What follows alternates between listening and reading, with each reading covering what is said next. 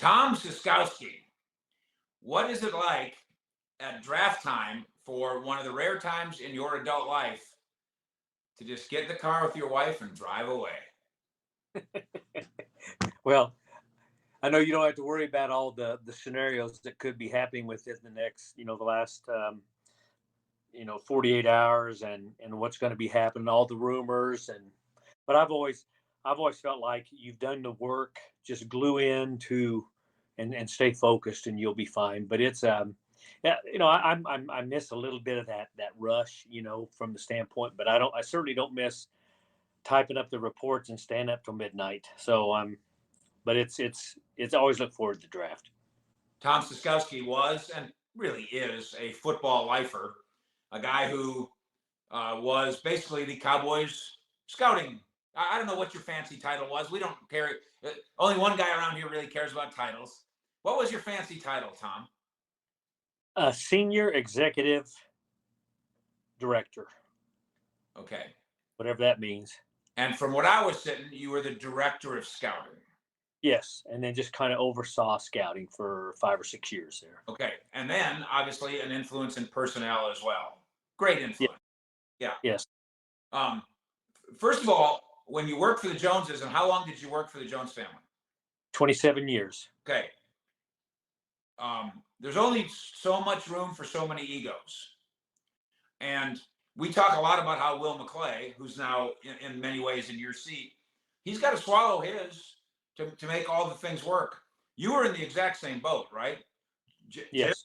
is, and the head coach needs his, and Steven needs his.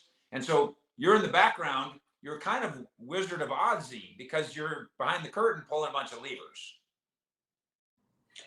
Well, I think in a lot of ways, as long as it's how the structure of the organization is, and Jerry wants to, he is the focal point for it, but yet a lot of the perception of Jerry is he'll throw something up against the wall and hope it sticks, and he's not like that at all. He's a great listener.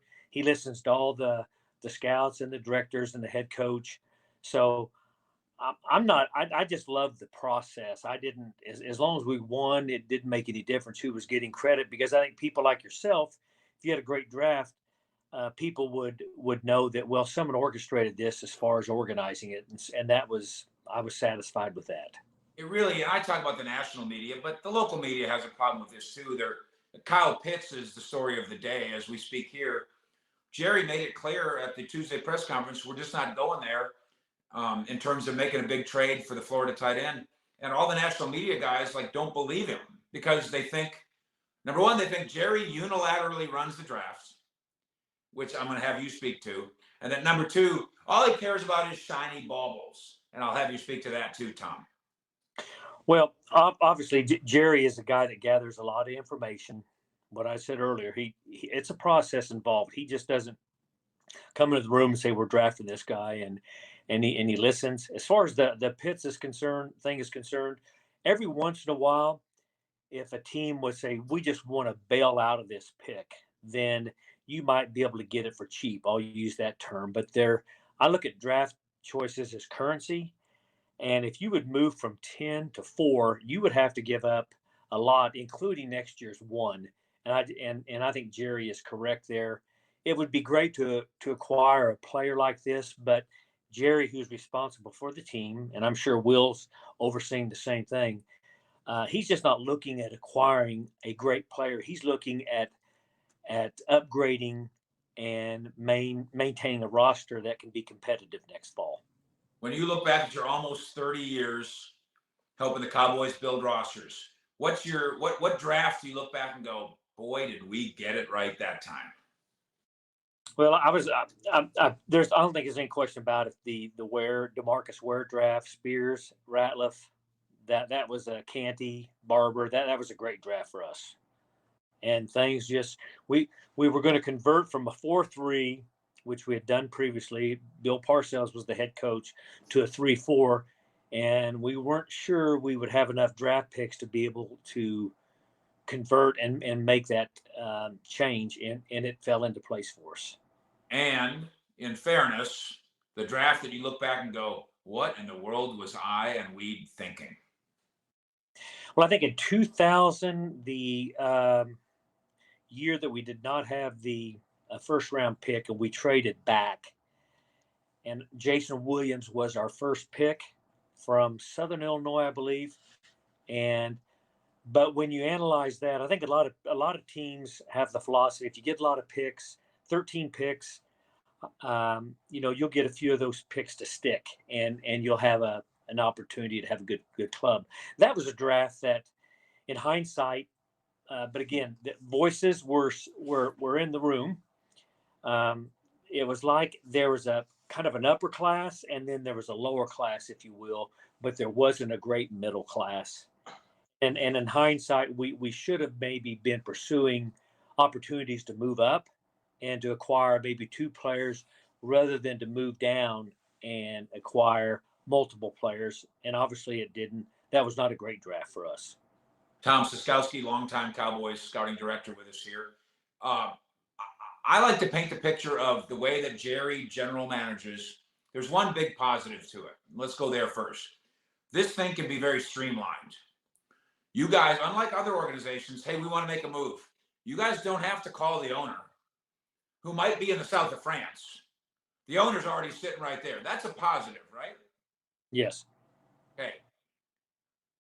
I think right now we're running into the negative, especially with Mike McCarthy here now.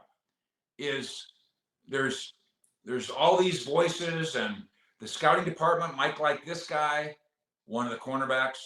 The coaching staff might like this other guy, and Will McClay is going to try to be the great unifier. But this general manager didn't go watch that player play. And so or work out, didn't go to a pro day. So this general manager, the unusual negative, Tom, tell me if you agree, is he can't stand up in a room and say, you guys are full of it. I saw this guy and I'm picking this guy. Jerry can't quite do that. Do you agree with that? Yes. But that, which goes back to, and something that I've emphasized to Stephen for years is, you hire a coach in December or January. I don't know of any of the occasions when a coach was hired and he was sent over to scouting. All right, assign 3 or 4 players for him to grade. Tell me how you feel about it. They were hired to coach. And I've always believed just respect the integrity of the scouts and the process.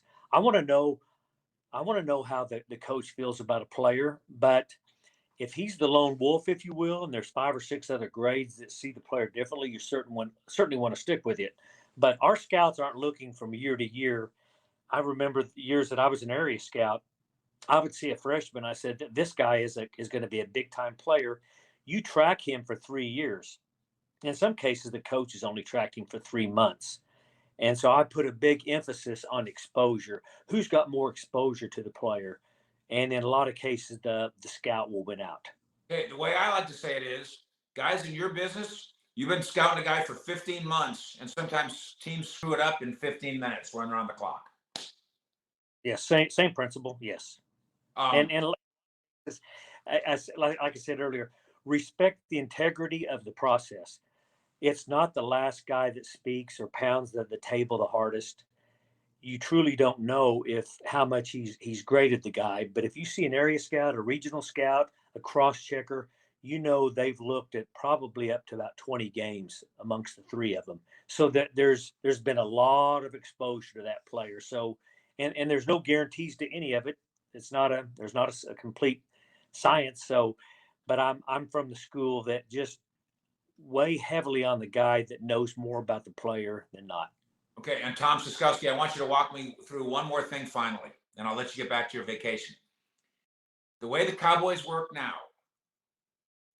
especially with the new coaching staff, I believe that the scouts bow to the coaches because they recognize if I draft a guy that we like, but the coaching staff doesn't like him, they're never going to play him, or they'll be less likely to play him, and that will get in the way of his success. Therefore, we might as well bow to the coaching staff.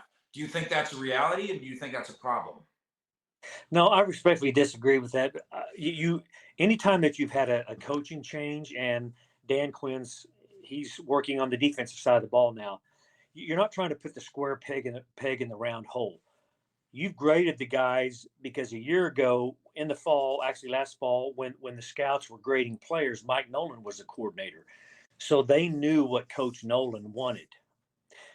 Now you talk with Dan Quinn, I don't call it bowing to them, but when he presents his scheme, there was a player you might not have liked for Nolan, but you liked for Quinn or vice versa. So it's not a matter of bowing to them, but you're trying to find the guys that fit that particular scheme. And there could be an excellent football player and say, guys, this guy, here's what he is. Boom, you show the video. He can do this. It doesn't sound like that's the type of guy that you want, but I want you to recognize he's a really good football player. And then the coach might come back and say, well, I see a role for him in a nickel or four wideouts or something, whatever the position might be. So it's not a matter of bowing to the coach. It's a matter of the scout's job is to find the players that fits the scheme on offense and the scheme on defense. Okay, I'm gonna respectfully push you on this. Rod Marinelli's gone. Mike Nolan's gone. Dan Quinn here, maybe he'll stay. TJ Watt's not going anywhere. Why don't you just draft a player? The defensive coordinator changes. The scheme changes. We're putting in a 3-4. No, wait a minute. It's a 4-3. We're going to install it in a Zoom meeting. Why don't you just pick a good player? Well, in a lot of cases, you have guys that are, I'll use the running back position as an example. If teams like to pound the ball, they'll use a Jerome Bettis. They'll use a guy like Zeke. But if it's a team that's more of a finesse, Tony Pollard will fit.